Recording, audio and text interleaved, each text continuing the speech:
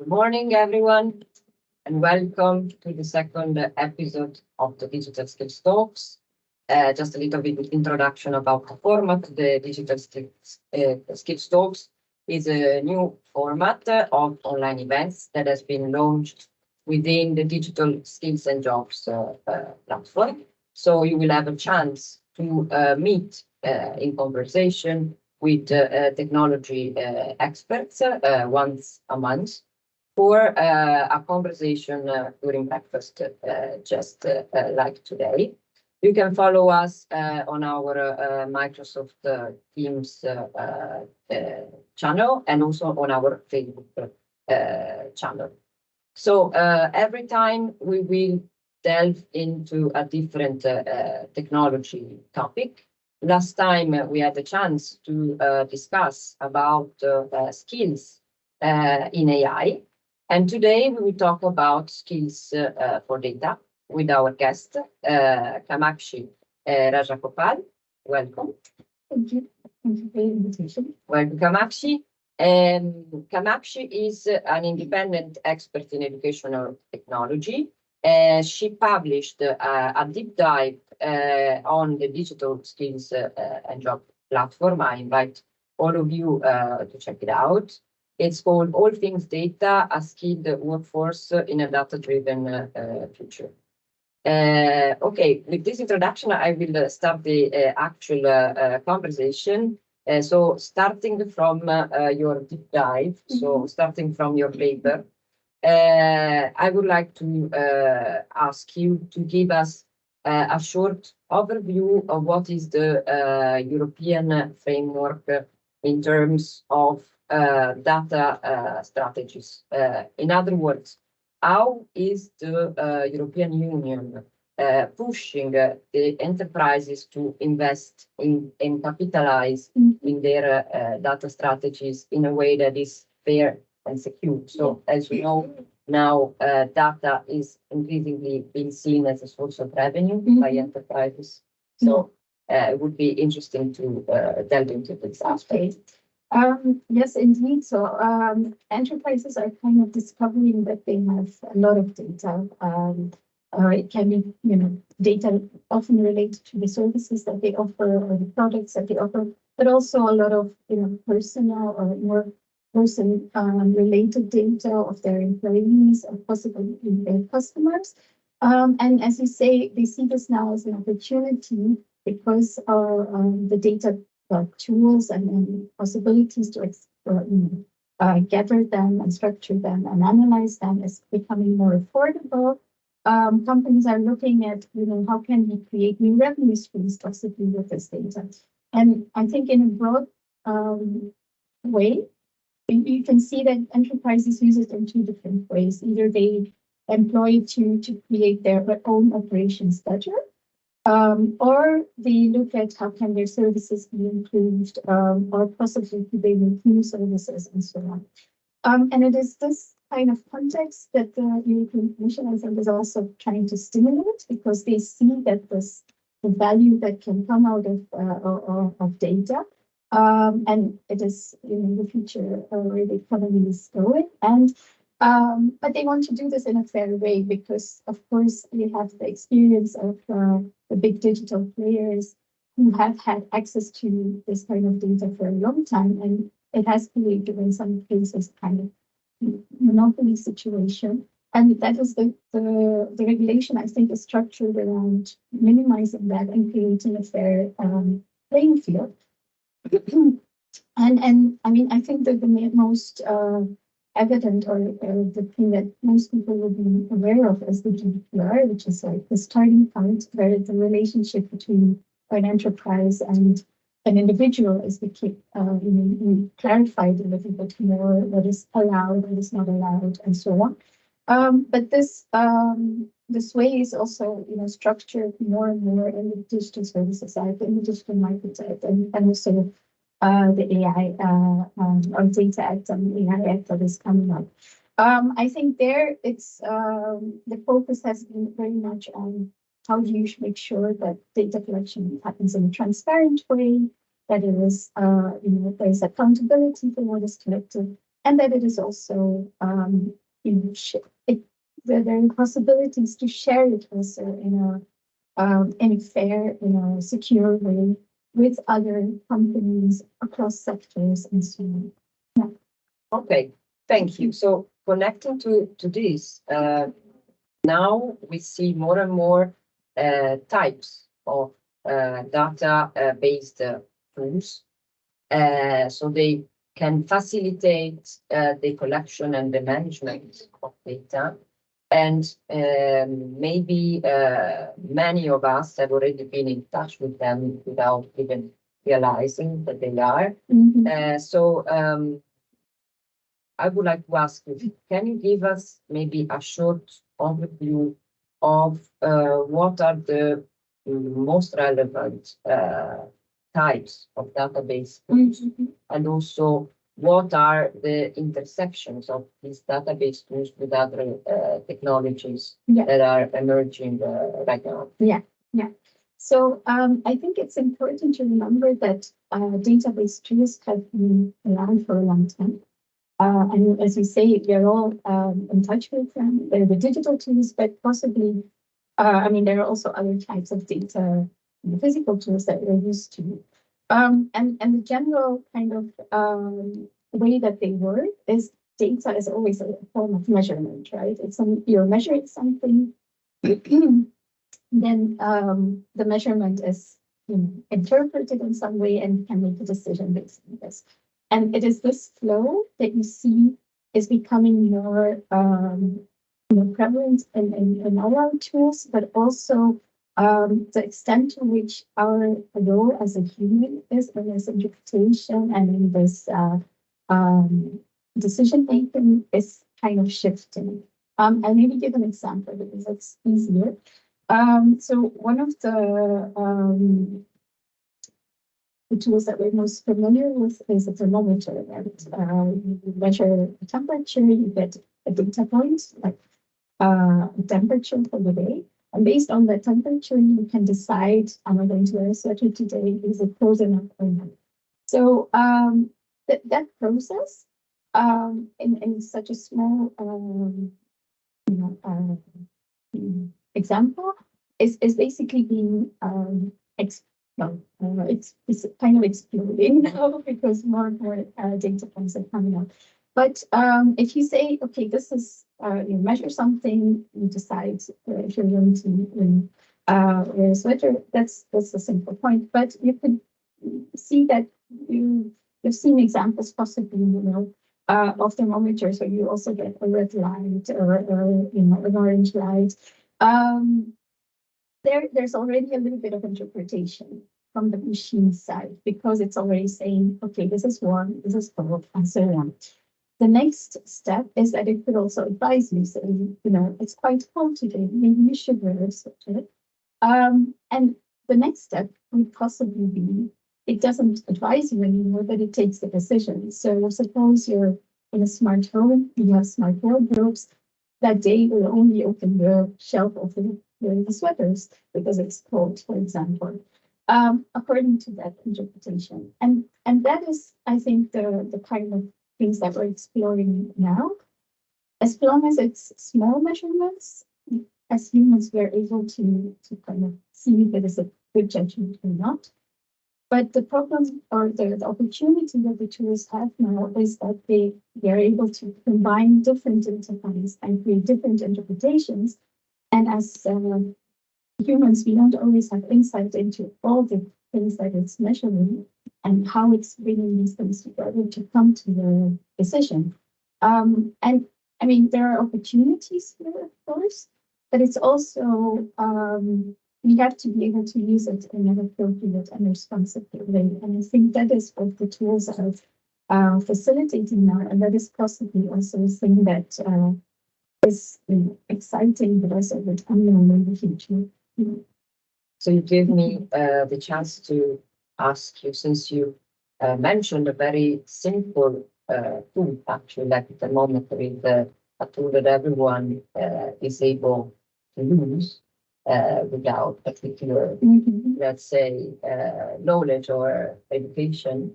So my question is, do we need particular skills to use this data, to use these tools that collect and manage data?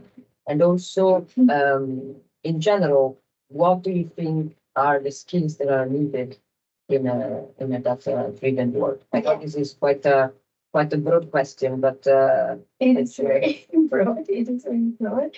I would say, I mean, a lot of the skills that are needed for understanding data and working with data, we go back to the typical research skills. You know, the thing that our higher education is focused on, because in research you don't do anything else. You kind of determine what is the good question to ask, and then try to translate that into how do I, measure things objectively to be able to answer that question. And so you really think about what is useful to measure, what does the data from tell me, and what do I hope to understand from this? And it's the basic questions that come back in a data-driven world. The only thing is that we see that there are many more types of data now. Very often they, our typical kind of example, or what most people think of when they think of data, is, I think, a table full of numbers. And that is true, of course. But what do the numbers mean? And also now you have opportunities with the large language models to have more textual data in different kinds of ways, in different kinds of segments and so on. And that requires other kinds of skills to work with them as well. So there is more diversity in the type of data that we can use. I think generally just this concept of data literacy is going to become more and more important as a basic skill for everyone. And it's already there in certain professional contexts. Just think about, the very competitive aspects of medicine, or even, technical professions and so on. But this kind of skill, I think we'll have to think about how do we bring this more generally. Another thing that I think is more on the, let's say, software side is the fact that these data tools are becoming more accessible and more companies or more organizations are using them, makes that we actually have different data sets kind of next to each other. We're not working towards one common set, which means that you could have a lot of overlap between data sets, but because they emphasize different things, the outcomes or what comes out of it in terms of analytics will be different. And I think that means that you will have spaces where people have to negotiate, which data they will follow, because data seems objective because it's quantitative basis, but it's actually, there's always a choice being made about what is being measured, what is not being measured, what is being left out, what people think is important to be measured.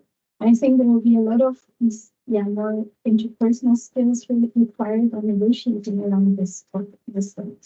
And I think the last one, which is also something that will become, or I hope it becomes a general skill, is this idea of what can our tools do for us. I think we use a lot of digital tools, but we don't really have this conversation about is what the tool is made for, also the thing that I'm using it for. And so that is kind of the power of tools as well, because the fact that you have a table is it's also a tool. It's made for a certain purpose, but you can use it for other things. That's the kind of affordance that it gives us. But I think in these kind of digital tools, it's important to understand what it is made for and what the scope is. And we don't want to use it for things that are made for it because you don't want your results. I think an example of this is our initial reaction to the large language models, because the large language models were very much seen as, they were presented to us in the form of a chatbot, and people started interacting with them. And started using them as this knowledge base that would give us information about the world. But effectively, that was not what they were made for. They were made, they were basically mimicking our human language. And I think this is the kind of awareness that we also need to create with people of what tools are made for, understanding what tools can and cannot do. Yes, awareness is the key, I would say, because there are two sides. So there is a side of the professional of data, so all the professions related to data, and then there is the fact that everyone is actually using data in life and producing data every time they get in contact with a digital device. So all the people will need also more awareness about what is happening to their data and what they are producing. So there is some advanced skills and also some basic skills in the field of data that should be taken into consideration. So we know from one side that in the next 10 years, all the professions and the careers related to data will boom. They are already booming. But what I would also like to know is how we can ensure the upskill and reskill of the European workforce. So people that are already in the job market, how can we upskill and reskill them? And maybe you can, as you have done throughout this interview, give us some practical example or best practice in this field of technology. I think that this is a very tough question. I know. Because I think this is, if you look at most of our workers, they have gone through some form of higher education, have possibly some understanding of these research skills. But as I mentioned before, I think data skills are quite close to those. I think what they possibly have not yet experienced is this this aspect of negotiating about data. How do we, measure and what do we measure, and having a discussion about this. One of the possibly going back to higher education or some forms of continuous professional development that we could introduce are things like thesis circles. This is something that I've been working on with colleagues at the University of the Netherlands, some Tilburg and Eindhoven, and UCLA in Belgium as well. And the concept is that, you have groups of students working together, but not competing together. They're still making their own individual research, but they might, share a data set, or they might share some question. And I think these kind of new ways of thinking about this research process, because now it's very structured in master's thesis or something like that, might give you natural opportunities to create this, collaboration, negotiation, and opportunities to develop those skills. Of course, this becomes more difficult if you're talking about people who are already in the workforce and thinking about how they, create this awareness. I think another thing that I hope will come up is what I mentioned before, this diversity of data that we have now. There is some, it's maybe a little bit more methodological, but probably we will see some upskilling courses on how do you work with textual data, for example, because very often people think about the quantitative ways of dealing with data, and that is true. But as I mentioned, it's becoming more diverse. And I think that those aspects, I think, will become really important. The other examples, we have seen general data literacy trainings, just understanding this process, of measuring and decision making. And I see that there are also with this renewed interest or new interest in AI, there are a lot of member states who are investing in it to develop training programs for the general public as well, and what these tools will be able to do and how they can basically make your life better also. Because I think that is the kind of thing that we do talk a lot about the negative aspects of data. But of course, the more that you're aware of what your data tools can do, and certainly what they could mean for your personal life as well, it should be empowering, right? These tools, they should be able to give you access. And that is, and coming back to our first question, I think that's also what the regulation tries to stimulate, that people are more aware of where they are giving their data and how they can use it for their own benefit and to make their lives better. Maybe one more thing that I would like to mention here, which is I hope in the future it will become more prevalent, is there are in the research community now some ideas on decentralized architecture, secondary architectures, where you have your personal data that you will put you more in the driver's seat of where and how you share your data. And I hope that if those, I mean, there are experiments happening in Belgium and US, I think in Netherlands and Germany as well. I think if those things become more prevalent, people will become more aware of what they are doing with their data, how they're sharing it, and I hope that will be the empowering step that we need to use in more beneficial way. Yeah. Thank you very much, Kamakshi.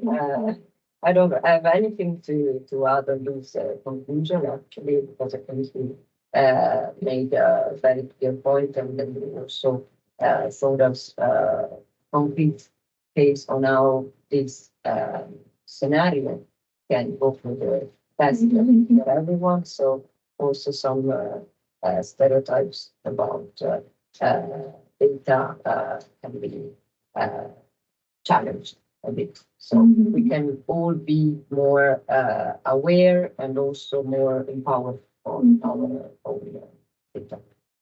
Thank you very much again, Kamakshi. Thanks to all of you for being with us. I remind you that in the digital skills and jobs platform of the European Commission, you can find training opportunities and learning path about data, so big data and data advanced. I also take this chance to remind you that the next episode of the Digital Skills Talks will be on March 7th. It will still accompany your breakfast, so from 9 to 9:30. And this time we will focus on skills for cybersecurity with Women for Cyber Foundation. Our guest will be Annette Madi Nautor, President of Women for Cyber Foundation. And there will also be a representative of the European Commission. I will ask you to stay tuned and to follow our Facebook page, Digital Skills EU.